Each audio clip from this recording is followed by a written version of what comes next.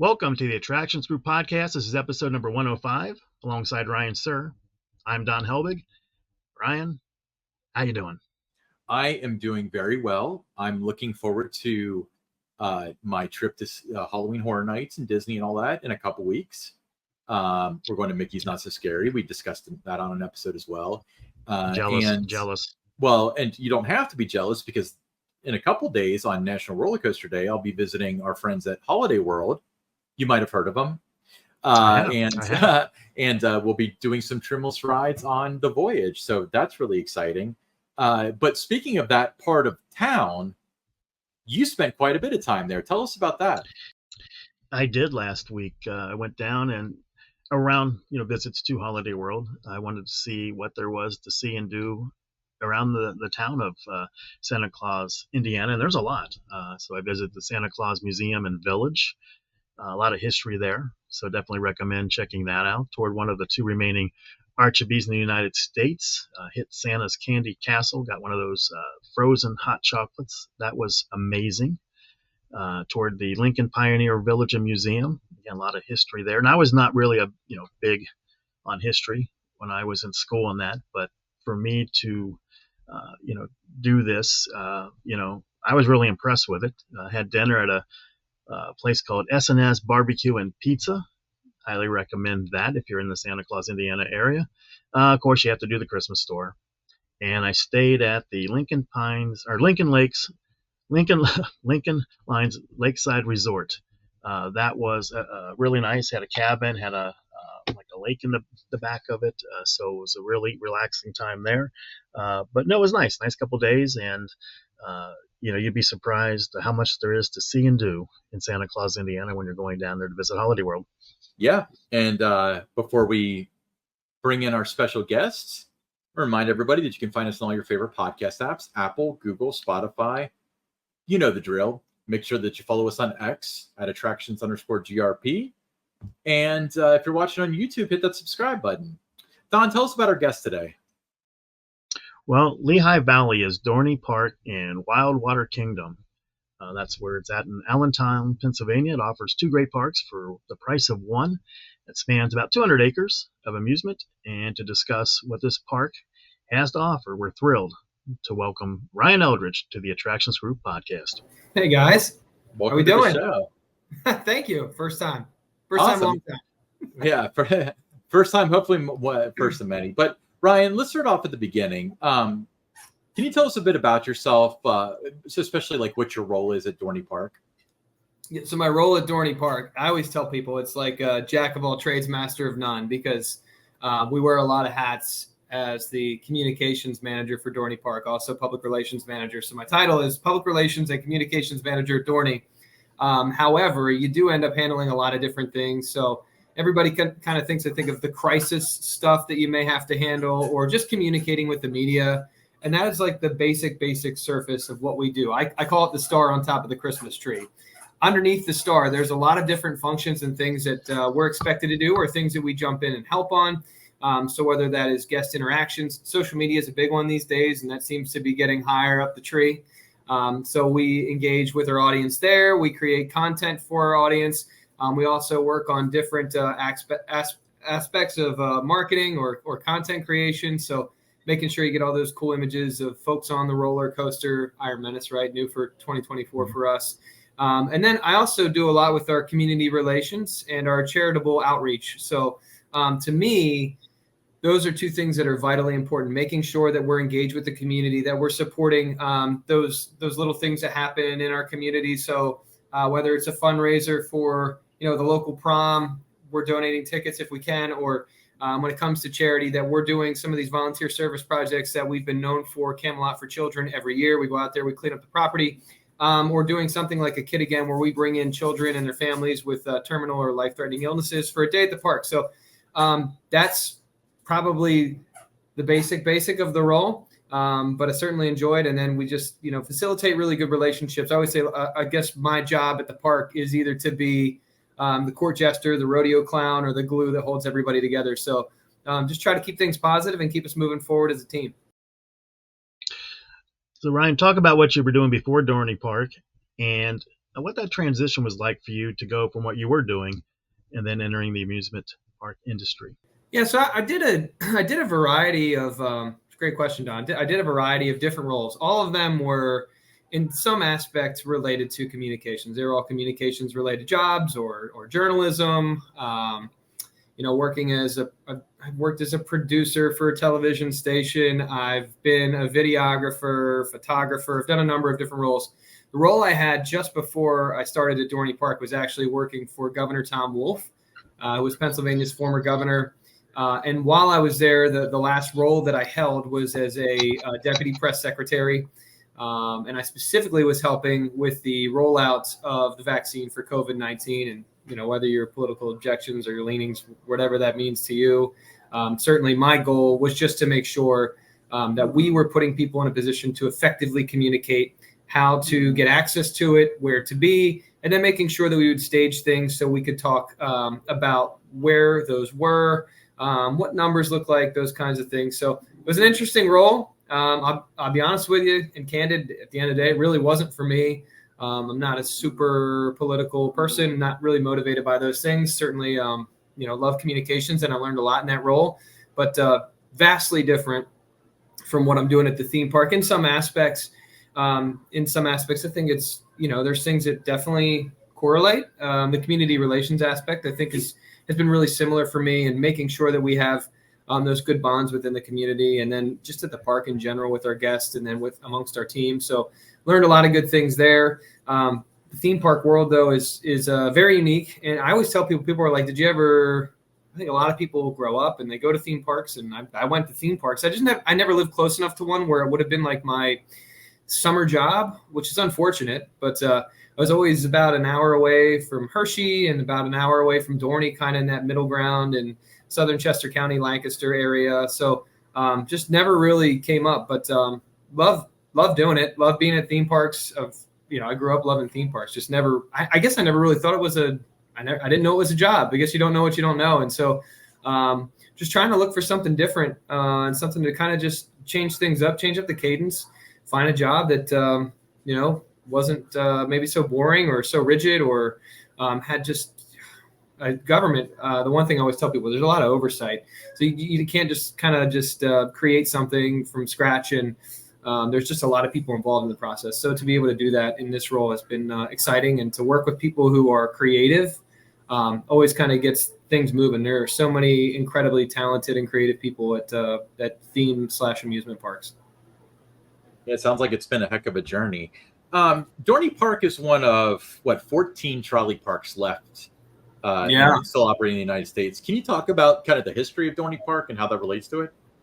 Yeah, well, I mean, I'll go back quickly. I'll try not to make it this a long answer, because when you have 140 years history, you can make it take forever. But 1884 just started out as something small, just kind of a stop for folks. And Solomon Dorney had this idea to put, it's like, did he have this idea for attractions, or was it just kind of like a respite? One of the things that people, if they look us up, they'll see the natural spot comes up. So one of the things that we were known for was just being a natural spot, a spot where people could kind of park it. You're down by Cedar Creek. Eventually we would get the trout pond. And then eventually over time, you start to add attractions. We had the Castle Garden, which is like a dance hall, and you could dine and hang out. And that was a big deal for people. And then slowly you start adding the whip, and you add the coaster, and you're just adding these different rides and attractions. And from there, it kind of blossomed and became something more. I'd say where things maybe really changed was right around the time of the Great Depression, and it's credited with saving the park. We get the Zephyr. And I think that certainly changed kind of the dynamics of the park. But yeah, to have that rich history, and trolleys were so huge in the Lehigh Valley, especially we talk about Bethlehem Steel and how you would get workers to and from suburban areas. And then beyond Bethlehem, obviously Allentown, where you're seeing a lot of the byproduct from Bethlehem Steel, and how that's utilized and changed and tweaked and altered. And a lot of the folks would have worked in those industries, and that's how they would get to and from, and use that trolley to get to the leisure of Dorney Park. And I think it's really impressive. It's cool that you can tell all these stories. You just keep going back and back and back. I'm sure you guys will ask a question about Thunderhawk, 100 years old this year / the coaster, which I think is funny. If you start looking that up, it's like 1989. We changed the name to Thunderhawk, which has got to be the most 80s thing of all time. But you just kind of can go through all that history. And I think it's really special. And for me, it makes me love the park more, because I'm sure you guys are going to have questions about rides. And honestly, my go-to answer is just all the memories that you have of those rides, or talking with your family. Like a lot of us can say like, hey, I rode on that ride with my grandfather. And that's really, really special. So the park has just so much history dating back to 1884. And so, yeah, the trolley aspect of that is huge. But I also don't want to underscore the fact that I don't think Solomon Dorney could have ever seen where we are today. It's incredible. This year's big addition, Iron Menace, I want to tell you, Ryan, I thought you did a fantastic job, starting with the teaser campaign all the way through, keeping your audience in the loop in terms of the construction progress. By the time you opened, everybody knew that Dorney Park had a new coaster, Iron Menace. So what has the feedback been now that's been open? It's really interesting. Came out like, blazing. Everybody loved it. The feedback's great. I think the biggest thing with the ride is that it informs the direction of the park.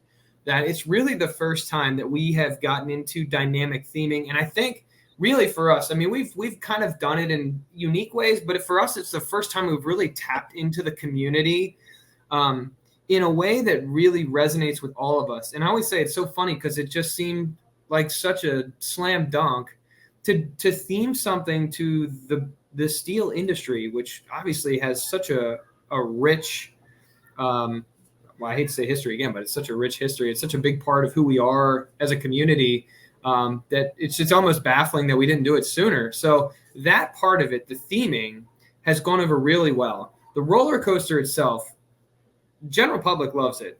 And early on, we would get really great feedback from, folks in the industry, influencer types, content creators, people that rode it. We had a huge media day on April 17th. It went really well. And, subtly through time, I think people like to get engagement. So a couple people take pot shots here and there, and that's fine. I think the ride for what it is, I think some of the misconception is that we were, and maybe Dom, maybe this just kind of is attributed to, this is my first rodeo doing a roller coaster rollout. I'll be honest with you on that, but maybe it has to do with how much we did to be transparent about the process and how much we did in the teasers, that people got this idea that we were trying to compete with a Top Thrill 2 or some of these bigger roller coasters that were either going to be constructed or were constructed and aren't running, or whatever it was for 2024. The reality was we always sold this as this was the perfect roller coaster for Dorney Park, and our community, specifically in the Lehigh Valley, Philadelphia, New York, they agree. Our guests love it. The feedback's been great on it. Yeah, it's a little short, but the great part is that it is a people mover. And so, you're not in line too terribly long. It's not like you're in an hour plus long line, 25, 30 minutes max we've seen. And if you really want to get on it again, you get on it again. And you always kind of notice something different, because normally on the first go around, you're just like, holy cow, that drop is amazing and it's intense. And you kind of like, you're going through the versions and you kind of forget about like what you're doing. So you almost have to get it on it again to be like, okay, this time when I get on, when I'm on the incline loop, I want to like look down and see if the Zephyr's down there. And when I go through the Immelman, like I kind of actually want to think about like what's happening to my body. So I've noticed that too, that the re-rideability is really high, and people like to get it on at a second or third time. Station Q is beautiful. The lighting package is great. Certainly there's things that we want to add on as we move forward. You just kind of, you do the construction process, you get everything cleared, and there's still little things that you want to do, and you kind of get the off season coming up to maybe add some things in terms of theming, and we're really looking forward to that. So you mentioned that in your core markets, Pennsylvania, New York, and so on, it's gone over really well. Oh yeah. Has it served the park in a manner beyond that? Like, have you noticed that more people are coming from outside where they normally would, like a normal radius, to come to Dorney Park specifically for Iron Menace, especially this year? Yeah. So some of the outer markets where we've seen kind of an influx this year would be like your Scranton or your Harrisburg. One thing I've seen a lot are people are like, man, I haven't been there in years. And so oftentimes what we do is our group sales team is incredible, and they will get folks on field trips from central Pennsylvania and northeast Pennsylvania.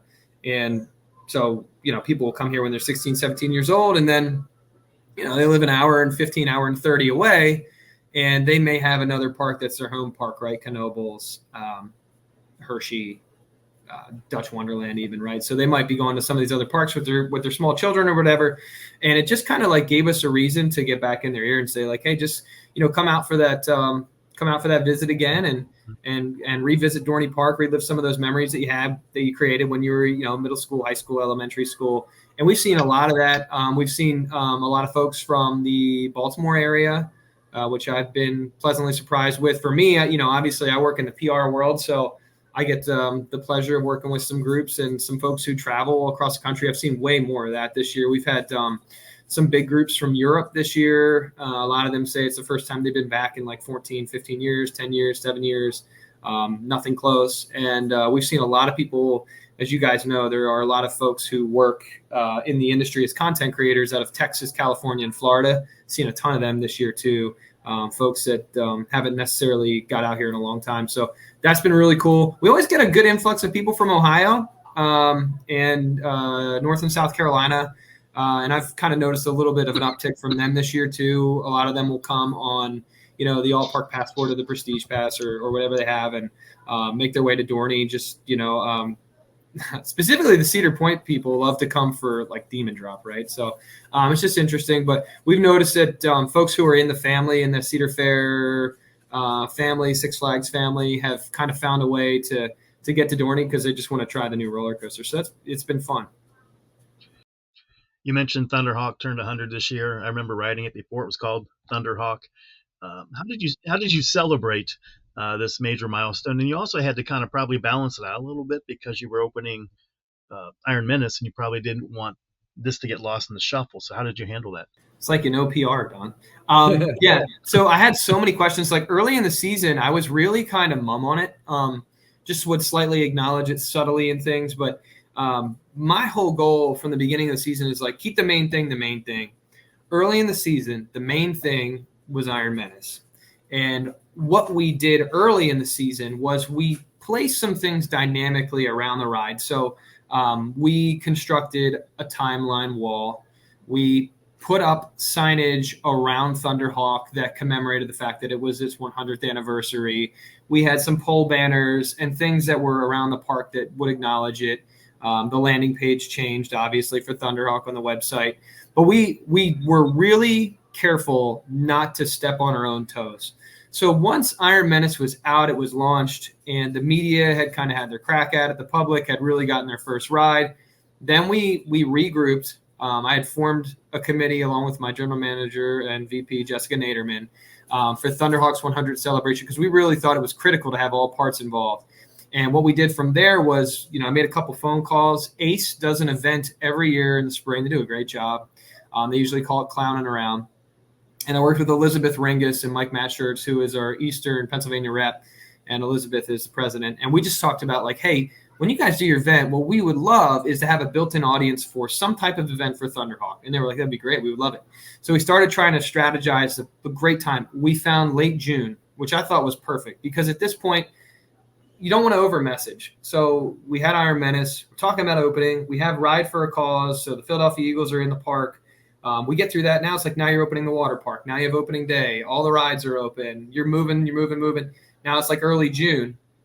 And so now it's like, all right, now I feel safe to start messaging, which is perfect because June 20th, June 21st is when we had the Thunderhawk celebration. So on that day, we had specialty food items. We had a VIP catered meal for our special ACE guests and then a lot of like our local representatives, folks that have been instrumental in making sure that ride continues to operate, like Philadelphia Toboggan. Tom and Janine Rebby were there. It was really cool. So we had like an official onstage presentation. We gave them a plaque. Still waiting for their official one, by the way, because that thing got messed up. So just in my brain right there, I was like, yeah, actually, they still have to get that. But we had a little presentation with them. We got some citations from some local government officials. We had a band there. We had an actual hawk came out to the park and did a little presentation, which was stressful for the hawk because I guess it's never been around roller coasters before. So that was a learning experience. We had commemorative pins for the first 1,000 riders on Thunderhawk. some special announcements made in the station. And so overall, really cool day. Had the Hawk radio station out that day, and we had like a mini museum that we constructed and worked with some partners to get in some relics from Dorney Park's past in. So overall, we just try to really make it a special one day on Saturday, and then Sunday we still left out some of the things to kind of commemorate Thunderhawk, and a lot of it's still up just to kind of let people immerse themselves in that experience and just to acknowledge the ride and longevity that it's had. Very cool. Now, speaking of old rides, the Whip. So that's been around since 1920, oldest ride in the park. What makes that so special? Like, tell me about that ride experience. So, well, I mean, personally for me, I know some parks have actually taken out their whips, even in our area. And to me, a lot of these older rides are the soul of the park. They're at the core of what makes the park so special. And like, all right, I know some of these people are like paid actors, but like some of those faces are legitimately, when you go and stand there and you watch the whip run, there's nothing better than like watching two people try not to squish each other, knowing that there's like no way that they're not going to squish each other. And I think also like what makes this ride so special and the longevity is our maintenance team. We've got guys that have been with us for 30 or 40 years, and their ability to keep a ride like the Whip or the Coaster / Thunderhawk or Demon Drop running on a regular basis, like it's a labor of love to find like engines and parts, and watching them to go through the things that they need to go through to keep these things running day in and day out is really special. I actually got to ride it with my son for the first time. He just never really seemed interested about 2 or 3 weeks ago. And it was just really special experience. And in that moment, I thought, this is the kind of thing that we talk about that makes this park so special, that he'll have that memory with me. And, hopefully one day when he comes to the park, and this has been the case, as you said, for a century, he'll be able to share that same experience with his son. And you see a lot of that too. The folks in line and the people who ride Whip, it's such a great age spectrum because they'll be younger. And then you've got folks who are older that can still tolerate that little whip. And so I just think it's just a special ride. And I'm so glad that we get to preserve it in that space in the lower half of the park. It's just so cool. You've got center stage, you've got the Whip, and you've got Thunderhawk, and then even the Scrambler. You've got just some really good hardware that kind of represents what we're all about. And really, it's like cool. In 2024, you can still get a taste of the 1920s, right? It's unusual. Right. Yeah, you mentioned Demon Drop, originally at Cedar Point. One of my favorite rides when it was there. You've got that 60-foot drop, 2.5 seconds. The descent's 99 feet. It's just a beloved attraction there. But how popular is it with your guests? Well, Don, it's hit or miss. I think the younger generation, I'm not sure that they quite appreciate it. Like, we see a lot of folks who are Gen X. They love it. They love it because it is like the memory of like the 1980s. Seeing like that first gen Intamin is like, oh man, like I feel like I'm in the 1980s. And like I said, we get this pool of not just people who are enthusiastic about theme parks, but also just like folks from Ohio who are like, man, when I went to Cedar Point, this was like the it ride. And then obviously folks that are just been coming to the park for a long time. I think they really appreciate the ride.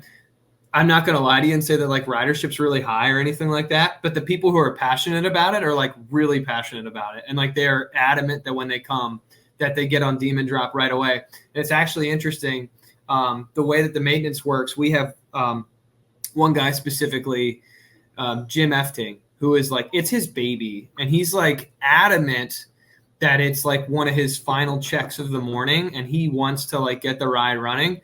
So sometimes like it'll be one of the rides that's later to open. Not sometimes, most days it's like one of the rides that's later to open. People will be in a panic. Like, is Demon Drop going to open today? I'm like, oh yeah, 100% it's going to open today. I'm like, guarantee Jim is like over there right now. And they're like, yeah, there's a guy over there. Do you have white hair? I'm like, yep, that was. Yeah. I'm like, it's his final check. He is so passionate about keeping that ride running specifically. A lot of it, I did ask him. We did a feature on him and his son Josh, who are father-son duo. They both work on our maintenance team. I was like, what what do you care so much about Demon Drop? Like, I don't get it. Cause we have the whip and Thunderhawk and all this other stuff. And he actually was on the crew that helped build it at Dorney when all the pieces were sent over from Cedar Point. So it's special to him. And that's cool. And I think that pride that our team has in these older rides, even ones that are like a retread or whatever Possessed is another great example of that, right? It's not necessarily our ride, but our guys, Mike Hartcorn is our electrician. He takes a lot of pride in keeping that ride running. And I think that kind of makes our park a little bit different in that regard.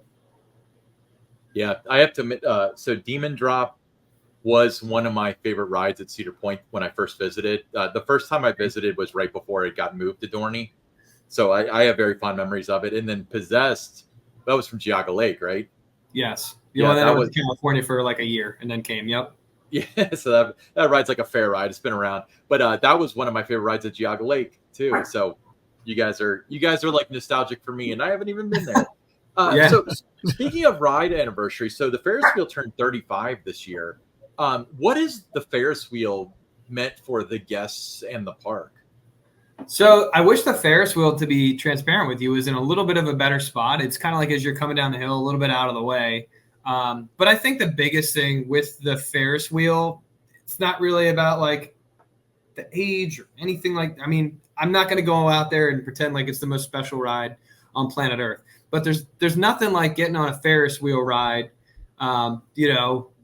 If you're a teenager and you're in love, I guess the Ferris wheel is probably great. If you're with family and friends, nothing better than parking it up at the top.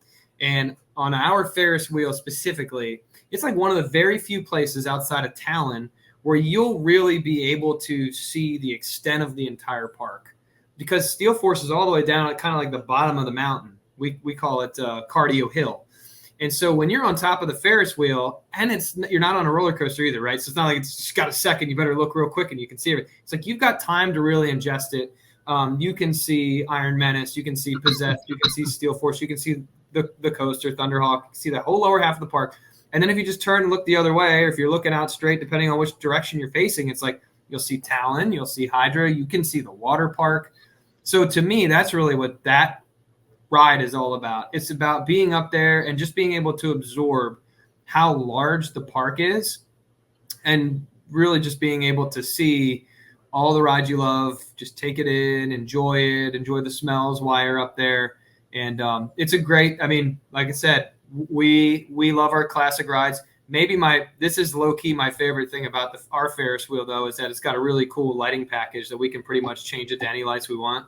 And every time one of our teams from Philly is in a playoff run, we get to switch it out. And I always like to go out there and Mike, our electrician, goes and he's like tinkering with it and trying to make sure like the lights are correct. And he goes to Dominator and he does the same thing, and goes to a couple other little rides and makes sure all the colors sync up. So when the Eagles were on their Super Bowl run, like it was fun. That was my first year, changing everything over to green. So like that to me was special. It's like when you see the Ferris wheel lit up green or red or blue or orange, you're like, you're like, all right, man, somebody's on a run. They're about to break they're about to win the whole thing. Well, you haven't used the orange lately, have you, with the Flyers? Don, probably should just retire the orange, man. That's right. Let's talk about Hydra. It's the first and only floorless roller coaster in Pennsylvania. It's a standout, I think, in your coaster lineup. So tell me more about it, and where does it rank for you on your list of coasters at Dorney Park? So I always joke that Hydra's like, it's all downhill from the JoJo roll, but the JoJo roll is so dynamic. It's incredible coming out, and you're just spinning so slow, and hopefully you don't have any change in your pocket, and you just feel like you're stuck on those restraints and you're in the air, and it's such an incredible experience, like just such a cool sense of weightlessness. And then you got 7 other really dynamic inversions. You got a 105-foot drop. So it packs a punch. That signature green paint job really pops in the park. And plus the history of the name Hydra the Revenge has to do with, obviously, Hydra in this case slayed Hercules, right? Because Hydra came and replaced our Hercules roller coaster back in the early 2000s. So there's a lot of history in that ride, even though, it wasn't erected fully until 2005. So a lot of folks, I will say this is like Hydra, even though the height limit is 54 inches, it ends up being like a lot of kids' first like thrill coaster, because when they're 11, 12, 13, 14, not every kid's just like gung-ho to jump on a roller coaster. My daughter actually is the key example. She didn't want to do Talon, didn't want to do Steel Force, and so we just would chat with her, and you can see Hydra from the midway really well, and you can kind of see like, okay, it's not flying. Like you can see people's faces. Everybody gets off, they enjoy it. It's like they had a good time. Nobody's like, whoa, man, that was intense. And so I think it's going to have, and I think you're already seeing it, especially with Gen Z and millennials, that there's a lot of core or key memories tied to that roller coaster, because for a lot of them, that's going to be their first, steel roller coaster with a multiple inversions. And so I think you're right, Don. Like it's definitely a staple of Dorney, and it's certainly top 5 for me. Not that we have much more than that, but depending on, kind of my mood, I think it toggles with Possessed. If it's early in the morning, I'd rather ride Hydra for sure. If it's later in the evening, I'll probably take Possessed just because you got the launch and you can see Iron Menace. But those two are, I'd say they're kind of tango in there at 4 and 5 for sure. All right. Second oldest ride, the Carousel. It's a dental carousel company, 1921. So it's a year younger than the Whip. Tell us about your Carousel. I'd love to hear more about it. Well, I don't know how much you know, Ryan, but that one wasn't originally ours. That one is also a transplant from Cedar Point. Ours caught on fire during one of 2 fires in the 80s. So there's a lot of, theories on all that. But it's an incredibly beautiful carousel, and it's right when you walk into the park. So, like, what is more American than walking through a main gate and right in front of you is the carousel? I mean, there's nothing better. It's got the built-in organ. And then what I love is that we repaint large portions of it every year. It's actually like one of my favorite things to capture as like a photographer or videographer. We have ladies every year that come in and they hand paint them. They hand paint the horses or the lion or the benches. And then there's the little backgrounds that are up against the apparatus itself. So they like touched a little creek on there, and you're thinking, who in the world would even know that you did that if we didn't document it? But it's really incredible the amount of work that they put into keeping it operating, and it runs smooth. You wouldn't know it's 100+ years old. Whereas sometimes you could ride Thunderhawk and you'd be like, all right, that's a century on that bad boy. But yeah, you'll never feel that way riding the carousel.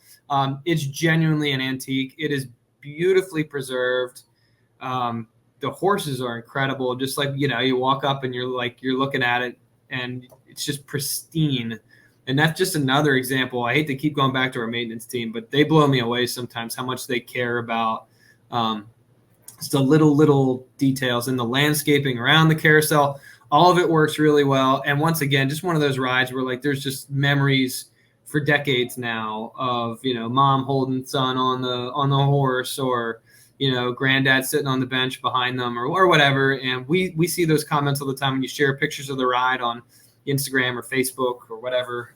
You'd be like, man, I remember getting on there with my mom, 25 years ago. And that's special. And I think that's, just once again speaks to kind of the nature of Dorney Park. It's one of my favorite carousels, and you're right. When you walk in, I mean, it's just, just that dominating presence there, right? So you have a history of 130 years. So obviously, if you're like a lot of other, cities, sometimes, people resist change. So how has Dorney Park balanced preserving its heritage while putting in new, attractions like Iron Menace? So how do you balance that to keep everybody happy? Like you're not destroying the history and tradition and everything, but also, you keep moving forward. It's actually, I guess I think it's harder than people realize, because younger generations don't necessarily have the same attachment that the older generations do. And we have things that, at some point just you can't maintain it anymore. And it's so difficult. It is heartbreaking when, you've got to let a ride go. Certainly it's like for us, it's the last option. I know that's not the case for every park, but it's just like we want to keep that stuff there as long as humanly possible. because, as I've said, that is what makes our park special.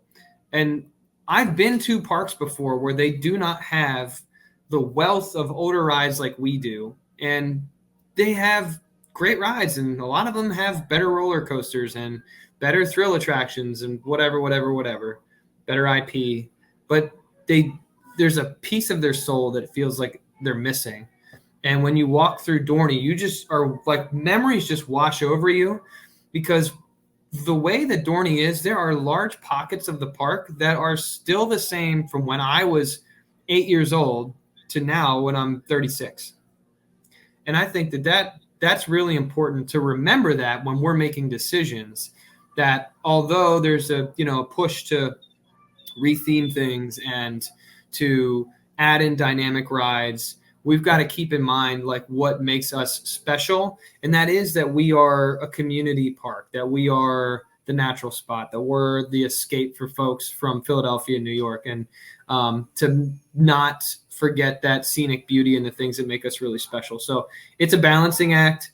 Fortunately for us, I think a lot of times the rides have kind of sunset themselves without really us having to do anything. Like Stinger, great example of that. Like the thing just was not operating. There's nothing we could do. Our maintenance team tried ridiculously hard, just could not make it work. And well, what do you know? Now you got a nice sweet plot of land and put another roller coaster in there in 6 years. So sometimes it just kind of works out in our favor. And, sometimes you do have to make tough decisions, but overall, I think if you keep the main thing, and remember that there's so much rich history in the park and you want to preserve that, I think at the end of the day, people will realize that, acknowledge it. We see stuff that's like, I miss old Dorney, and I'm sure you do.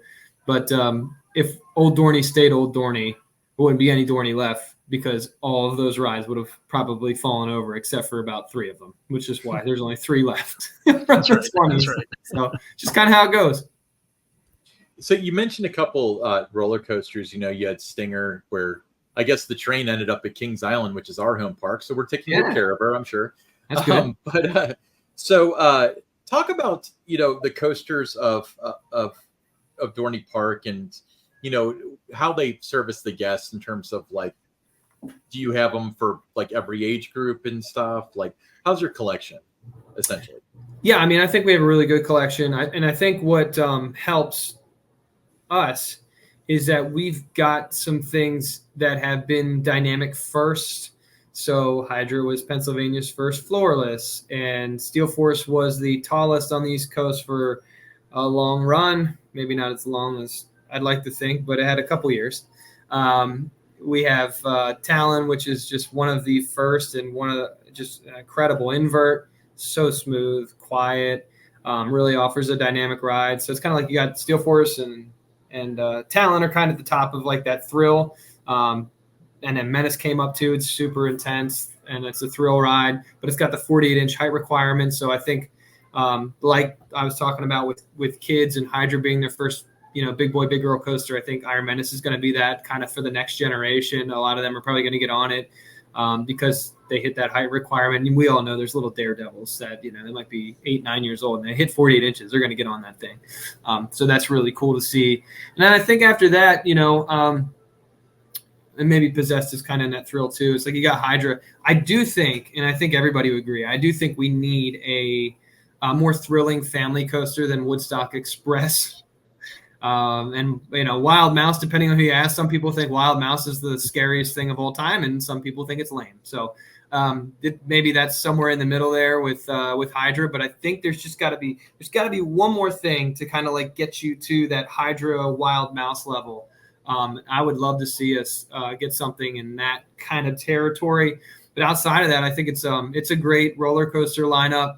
It's fun. A lot of people say like, hey, you can go there and you can get all those coasters in one day and enjoy yourself and not be standing in line all day. And so I think that is to our advantage. And I think it's a great line. I still think, to me, I've ridden a lot of roller coasters in my life, and Steel Force and Talon have always been in my top 10. And obviously some of that's nostalgia, but I just think that they are, for what they are perfect. And, the hope was that Iron Menace was the same thing. Yeah, you've got a good lineup there. Let's talk about Wildwater Kingdom. It's one of the largest water parks in the Northeast. included with your park admission there. So how does that enhance the overall value and experience for your guests? Well, I mean, maybe the question is, how does Dorney Park enhance the value and overall experience of the guests? Because, man, we hit June, and it is water park first. We are Wildwater Kingdom and Dorney Park from basically Memorial Day weekend through Labor Day weekend. You'll be looking at our attendance numbers, and I'm just throwing numbers out, but if you had 10,000 in the park, 7 to 8 are in the water park. We've got 2 lazy rivers, 2 wave pools, so many incredible slide structures. We've got a variety of different kids play apparatuses. So it is a really special water park. And the great thing is that we recognize what an asset it is. And I think folks who know Dorney really well have recognized that too. That, we'll go on runs where a lot of our key investments are in the water park. And so we freshened up paint last year. That's something we're really, critical about. We've added bars in the last 2 years and places to get something to eat. We've added entertainment with a stage. We actually had 2 stages. So there's it's just kind of like it's a vibe. It's a place where you can go and you can cool off, and it's a special part of what makes us great. Certainly we don't have the surf competitions anymore like we did in the 80s. But we had like a Meg 2 screening last year because our wave pool from 1985 is so big you can do those kinds of things. So it's a draw. It is certainly a draw. And I find that a lot of people prefer to get a season pass to Dorney Park and take advantage of Wildwater Kingdom than they do to get a membership to their local pool. Because you just have so much more that you can do while you're there. And of course, if you get a season pass, parking's free. So we just see a lot of people taking advantage of it. It is a weapon. It's an absolute asset to our park. Absolutely. Now, so Cedar Fair and now Six Flags parks, including Legacy Parks. I keep doing it too. It's so good. No. I meant them as separate entities. So Cedar Fair Legacy Parks, yep, and now Six Flags parks, such as Six Flags Fiesta and so on, have been enhancing the culinary experience. Yes. Can you tell me about the culinary experience at Dorney Park? So we just got a new executive chef, Allison Poe. She actually came over from Kings Island. And so what we have been trying to do, and we actually have kind of expanded out, this is also in our merchandise world as well, is to incorporate more local flavors or local cuisine. And that's something we've really tasked everybody in our food and beverage team. So finding local partners, so Tasty Cake, Funk Brewing, and then we've got others too, finding other local, not finding local partners, but finding partners. Freezing with Aubrey is a great example. She is from Kentucky, but she's been freeze drying Tasty Cakes for us. So making sure that we're tapping into those local flavors, local cuisines has been really important. And then making sure that we've got things that are authentic or better fare than just, I know we do burgers and nuggets really well, but making sure that people have options that are a little more elevated. So whether that's a pulled pork sandwich, a pierogi, flatbread pizza, really good, hand dipped wings or fried, all that kind of stuff. Just making sure that we're doing that well. In addition to the things that people love, funnel cake is the number one at Dorney Park. If somebody said, "Hey, what do you guys sell more of than anything else?" That's nothing super. The news stations always ask me "What's the hottest thing at Dorney Park?" It's funnel cake, man. Funnel cake all day, every day. But if we can do some other things a little more elevated and better, I think it really plays into really the community. We're trying to have a broad-based community. You don't just want one set group. You want other people to come and try it. And one of the ways to do that too is through our events. So last year we did Grand Carnival, which had so many different flavor profiles and things you could do. This year we're doing Summer Nights. And with that, we're doing a lot of Hispanic and Latin American cuisine. So things from Puerto Rico and Guatemala, empanadas, all those things, jerk chicken, things that people love. And we're able to do that because we have a talented culinary staff. And I think it's boding well for us. Obviously we probably started later than some of the other big guys. We've kind of seen ebb and flow there. But I think over the last year or 2 years, we've really improved. And we got the Iron Mill Grill and Bar this year, and a lot of folks have loved it. It's our new bar. and our new restaurant. It's down by Iron Menace, and it's got some really great food. And I'm not just saying that because it's my job. Like, I've been there, I've eaten there a couple times, and it's probably my favorite spot in the park this year. I was gonna say, Dorney Park, they host a variety of Halloween, different events, but Halloween Haunt is one of them. So if you're a monster living in the like Allentown area, you want to talk to them right now, don't you? We're actually actively hiring right now. So every year we get hundreds of monsters, and I think while the monsters are great, we're also always looking for folks who are interested in doing rides and food and beverage and merchandise and all those things too. Because what happens is a lot of our high schoolers and our college age students go back to school, and so we need to supplement them and bring people in.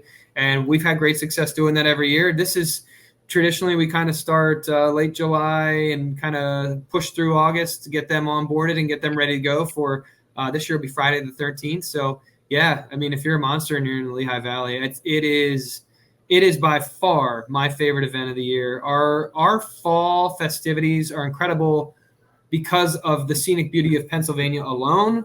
But anybody who's been in the Lehigh Valley knows there's just always this tinge of like horror, hauntings, paranormal, because we're in the Northeast and we're old and there's just a lot of things. And you tie that into haunt, and it's just a recipe for success. But the park is beautiful. You got the creek there, so you kind of already get some natural fog, and then you pump some extra in, and it's an incredible event. So yeah, I would recommend it, man. If you're a monster and you want to have some fun and scare some people, Dorney Park's not a bad spot to look.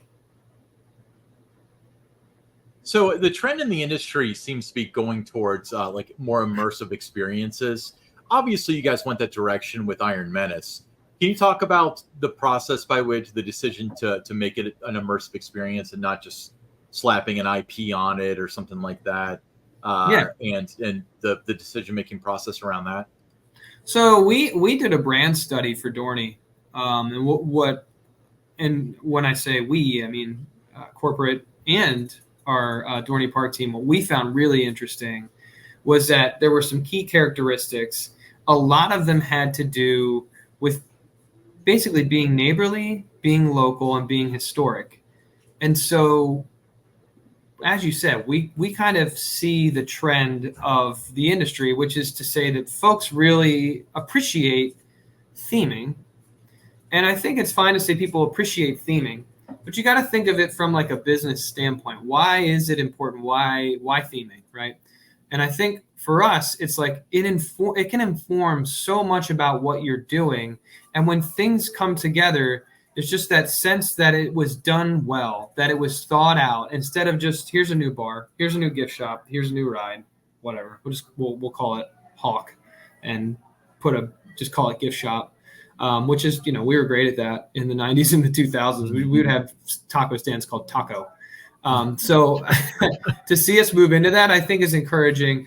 But then to make sure that it was tied tastefully into the community. And one of the things that we actually did that I thought was really impressive, I mean, obviously we have a creative design team. Ken Parks has been with Cedar Fair for a while. I love the guy. I love picking his brain. He's so smart and savvy. He's a storyteller. Him and Clayton Lawrence, who's another one that works in our creative design team, they came up to the park and they would talk to us, and I think they really did listen to our feedback to talk about like, hey, what does this part of Ken's writing the backstory, does this make sense, or like does this fit? And they went to the steel stacks in Bethlehem, and we met with the National Museum of Industrial History, and they brought some pieces in. They're actually on display at Dorney Park. Making sure that all those things were right, I think, was just as important as saying like, hey, we're theming. To make sure that the community was invested in that storytelling, I think was critical. And I think that's why maybe it's a little more successful than just, like you said, just slapping an IP or doing something like that. So I think theming is important. It'll inform our decision-making moving forward. I think because of the success and the way that we see it, I think we'll continue to do it that way. So Ryan, as the person in charge of communications, how do you engage with the park's community, and what role does social media play in shaping Dorney Park's public image? Social media, I think, plays a big role. And I always say Dorney Park's like home. And what better way to make people feel like it's home than creating a community? So my biggest thing especially for our park, is to make folks feel like they're acknowledged, to make them feel like they're accepted, to make them feel like they're valued. So I'm really big on engagement, making sure that even if we don't correspond with actual words, that we recognize the comments, that we try to get in there and let people know. Now, sometimes it's a runaway train and you just can't keep up. But I think it's really important. And I think storytelling on social platforms is just as equally as important. As you said, Don, we were really adamant that we go through that construction process and tell that story. So one of the things that I did up front was work with our contractor and our construction director to say, hey, we want to be a part of this. We want to film this. We want cameras here. What do I need to do to make sure that I can do that? And that I had one part-timer to make sure that she also has access to the site, so that we're rolling and we're capturing things and we can interview people. And so we worked really well as a team to make sure that happened. And that's no different on a regular basis. So when it came to our new event, Summer Nights, like who can we talk to? Who can we get on camera? How do we get the setup?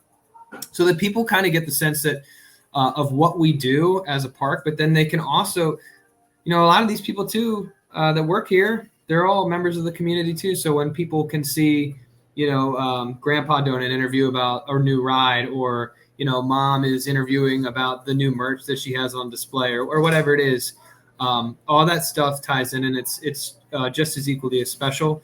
And then you can tell those stories on social media.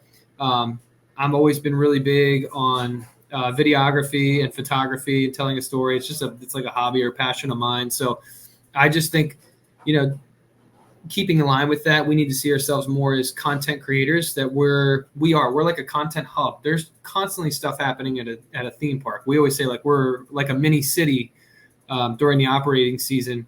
And the best way to let people know that is to tell a continuous story throughout the season. So we really have worked on that a lot. And I think, we've been successful as a brand. And then we bring our media partners in too. We do the same thing.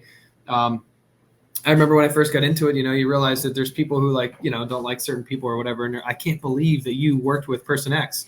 And my whole principle is that we give everyone a chance, that we try to get as many people in here to talk about the park as possible, because as I said, we lead with kindness, and we want everybody to feel like they're family. And, you don't know what you don't know until you know it. And so hopefully that vets out, and that I think you do see it. I think people have a positive disposition about the park. We're not the biggest and best, but hopefully when people come, they have a good time and they really love their experience and they come back again. That's the goal. Yeah, Ryan, I've really liked what you've done on social media. I was always big, my days working in the industry was always big on what I called brand journalism approach to social media and PR. And that's exactly what you're doing there. And, you become the media yourself with what you're doing.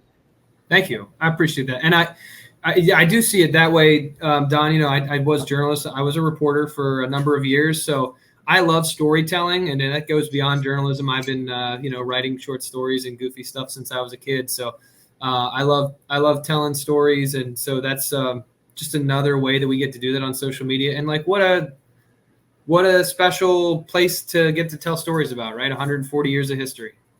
That's right. So Ryan, you mentioned that your main goal is to make sure that everybody has a good time at Dorney Park. Dorney Park is known to be family friendly. So how do you ensure that both maybe a small child all the way up to like a thrill-seeking teenager has something to do at Dorney? Well, that was easy. That's called preserve your hardware and add when you can. So I think that's the other thing too. We were catching a lot of stuff when I first started. It was like all anybody would talk about how long it had been since we built a roller coaster from the ground up. We ended up hitting 19 years, if anybody was counting. But I think what's lost in all that and all that time is all of the investments that we made in areas where it mattered to create a family experience. Planet Snoopy is a perfect example of that. You got 17 rides. All of them are perfectly tailored to kiddos from 2 years old to 10 years old. There is something for them to do in that space. There's Snoopy's Boutique. There are places to eat, plenty of rides, and it's right in the center of the park. Super. You walk through the gate, it's right there. And on top of that, improving Wildwater Kingdom, which is a family experience in and of itself. You got the lazy river, You've got Seaside Splashworks. You've got Wildwater Cove. There's plenty to do there. And then even some of the older rides lead themselves into an experience that can be shared with family. And so all of those things working together, I think, have made us successful and have made us a great park for your family and for your family to grow. And I think the biggest thing this year was saying, okay, we've been doing really well with that experience for folks from 2 to 15 years old. What are we doing for, that 15 plus? Bang, Iron Menace, right? So adding there, I think, was absolutely essential. But, if you looked at a 10-year plan, maybe you wanted to add one more really good thrill, but I see no problem with what we were able to do. And obviously infrastructure is a big part of what we got to do too here in the Northeast, being in Pennsylvania, and being on the creek creates some challenges, flooding and all those unique things. So see that from time to time too, and just shoring things up and making sure we're ready to go for Mother Nature has also been important. But there's definitely something for everybody to do at Dorney Park, and I love that about Dorney. My daughter's been coming since she was little and came, this summer quite a few times, and always finds there's always plenty for them to do. Yeah, you mentioned challenges, things like weather and other things impacting you there, but you're also located in a state with several well-known amusement and theme parks. Oh yeah, present another set of challenges. Yeah. But I think some of the things you just talked about kind of tie into how Dorney Park has stood out and has faced those challenges. Yeah, definitely. I mean, I'm trying to explain to people who live in other parts of the country just how close our competition is. Because you start talking about like a Worlds of Fun or a Valley Fair or, virtually any Carowinds, virtually anybody outside of Knott's, they don't really understand, like, man, depending on where you live, Hershey might only be a 50-minute drive. Great Adventure might only be an hour and 10 minutes, an hour. If you got Dutch Wonderland, Sesame Place, Knoebels, they're all within, 90 minutes relative to where you're at. And so you're getting and then you've got all the stuff in New York City. You've got the cities, you've got the ocean. There's so much competition. So it's like you said, I think that's what's really important. And I know Knoebels, hat tip to them, has done a really good job too, but preserving our history and our historic rides while being able to add and be dynamic with those additions. I think Knott's is such a great model for us and a park to look up to for sure. I've heard that for years, but I got my firsthand experience there this year to go see it up close and personal. And they do an incredible job as like a community park, not building the biggest and baddest roller coasters or, doing things that maybe their competitors would do it like a Disney or Universal, but just really leaning into like dynamic theming and great food and just all around good vibes. And I think that's certainly a playbook for us. And I think we've done it to some extent and we can do it better. And I think we're driving to that as a team. Dorney Park, it's part of the newly formed Six Flags portfolio. So how does the park maintain its unique identity within this now larger Six Flags family? Yeah, I think, we don't necessarily need to get IP crazy and go down that road. I think what we kind of set up ourselves for a 10-year plan that kind of started with Iron Menace, and I really feel strongly about that. Can't really talk about it a whole lot, but I think if we stay the course and we just work on this relationship with our community and expanding and exploring what that is and what that means, growing our charitable outreach, growing our community relationships, talking to partners, getting them invested in the park, getting our community invested in the park, then we'll do really well. And I think if we're going to go into theming, doing things that are reflective and representative of the Northeast and specifically Pennsylvania will bode really well for us. And we know that a lot of our competitors have already established IP and or themes that don't go in that direction. So I think that is going to be a point of differentiation for us. And I think that'll be something that we can excel at moving forward for sure. So Ryan, guest feedback is a crucial part of any park for its development, for learning, for training, for everything. So how does Dorney gather this kind of information to affect change in the future? Well, we have post-visit surveys, which are huge. We also have like emails that we send to our pass holders for feedback. And we also have social media. So I usually do a weekly report where I'll gather up. It's great. Got a social media tool called Sprout that helps me pull in a lot of the comments. It doesn't always do the best job sorting through negative and positive. Sometimes it tells me that when someone says like, oh, that's bomb, it might think that's bad, right? When we all know that's good. So, but we go through all those things. We have an all staff meeting every Monday, and we talk about the wins and losses. I usually will filter feedback to appropriate departments, or even my general manager Jess, if the need arises. So we're constantly watching that, seeing where we can do better. If things really stand out, then we will make an adjustment right there and then. If this is just an example, but if you see one week, you're noticing that people are like, bathroom X just wasn't up to my cleanliness standard, or that restaurant wasn't moving items fast enough. We'll make adjustments right then and say, okay, park services need to get to that restroom ASAP. We need to change. We maybe need to look at this, or hey, with that restaurant, do we need to add assets? Do we need an extra person or two in that spot? So we can make adjustments on the fly. Same thing if people are like, hey, this ride is really great and the operators are fantastic. We'll go out and we'll acknowledge those operators. Be like, hey, man, we got tons of comments about you guys specifically. And we have some QR codes around our park too that will allow people to submit good feedback about our associates. But we'll acknowledge them and say, hey, pat on the back. We got a comment about you, Chris. This is amazing. So I think all those things are good, whether it's good feedback, bad feedback, things that we work on, and we look at it every week, every day to see, hey, are we doing something wrong? Is there something we could be doing better? And I think that once again just kind of speaks to the quality of person that we have working at the park. Finally, Ryan, if you had to describe Dorney Park in one word, what would it be and why?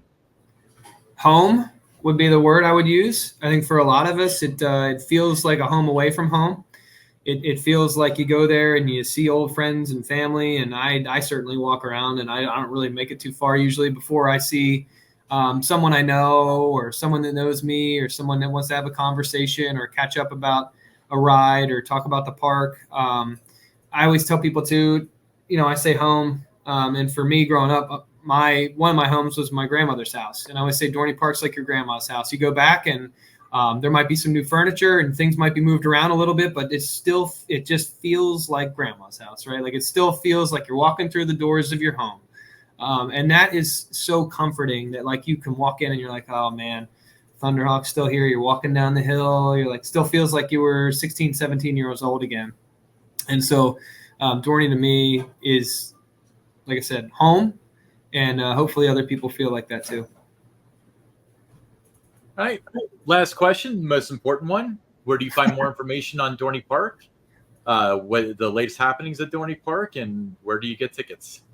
So you got to plug the website, dorneypark.com, if you want to get tickets and all the latest information. But I will plug our social media pages because, always trying to let our guests know that we stay up to date on there as well. So, check us out, Instagram, X, Facebook.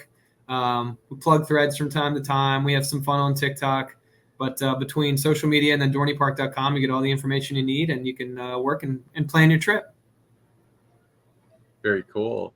Well, we really appreciate you taking the time to be on the show, talk about Iron Menace, the history of Dorney Park, bringing back some memories of Demon Drop. That was nice. Nice, man. But it was fantastic meeting you, and thank you so much. We'll do this again soon, Ryan.